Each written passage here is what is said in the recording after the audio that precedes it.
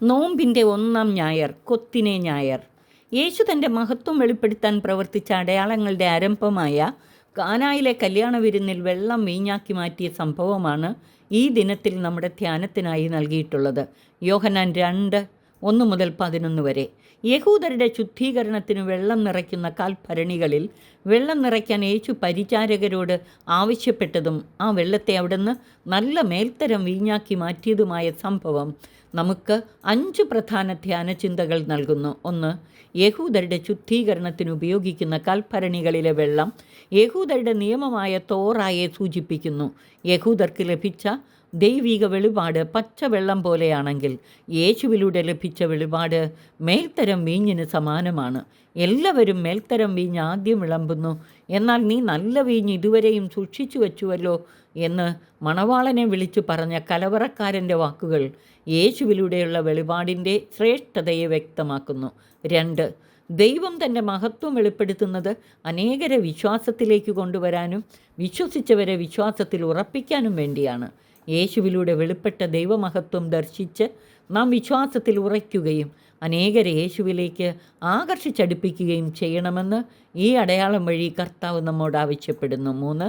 വിവാഹ വിരുന്നിൽ വീഞ്ഞ് തീർന്നു പോയതും യഹൂദരുടെ ഒഴിഞ്ഞ കൽഭരണികളിൽ നിറച്ച വെള്ളത്തെ യേശു വീഞ്ഞാക്കി മാറ്റിയതും യഹൂദരുടെ തോറായിലൂടെയുള്ള വെളിപാടിൻ്റെ അപര്യാപ്തതയെയും അതിനു പകരം യേശുവിലൂടെയുള്ള പൂർണ്ണ വെളിപാടിൻ്റെ അനിവാര്യതയെയും എടുത്തു കാട്ടുന്നു. 4.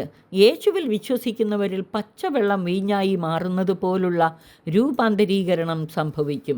യഹൂദരുടെ വെളിപാട് പച്ചവെള്ളത്താൽ ബാഹ്യശുദ്ധി വരുത്തുന്നതിനേ ഉതകുകയുള്ളൂ. എന്നാൽ കർത്താവിൻ്റെ തിരുരക്തത്താലുള്ള ആന്തരിക ശുദ്ധീകരണം വഴിയായി ദൈവം നമ്മെ പൂർണ്ണമായും രൂപാന്തരപ്പെടുത്തുന്നു. 5. യഹൂദരുടെ തോറ വഴി ലഭിക്കുന്ന രക്ഷയുടെ അനുഭവം പച്ചവെള്ളം കുടിക്കുന്നതിന് തുല്യമാണെങ്കിൽ യേശുവിലൂടെ ദൈവം നൽകിയ രക്ഷാദാനം മേൽത്തരം പുതുവീഞ്ഞു കുടിക്കുന്നതിന് തുല്യമാണ്. യേശുക്രിസ്തു വഴി നാം രക്ഷയുടെ പുതുയുഗത്തിലേക്കും നവജീവൻ്റെ സമൃദ്ധിയിലേക്കും പ്രവേശിച്ചിരിക്കുന്നു എന്നർത്ഥം. പരിശുദ്ധ കുർബാനയിലൂടെ അനുദിനം ഈ അനുഭവത്തിൽ നമുക്ക് വളരാവുന്നതാണ്. നോമ്പിൻ്റെ ആരംഭത്തിൽ ഈ സുവിശേഷ ഭാഗം നമ്മുടെ ധ്യാനത്തിനായി നൽകിയതിന് 2 പ്രധാന ഉദ്ദേശങ്ങളുണ്ട്. 1.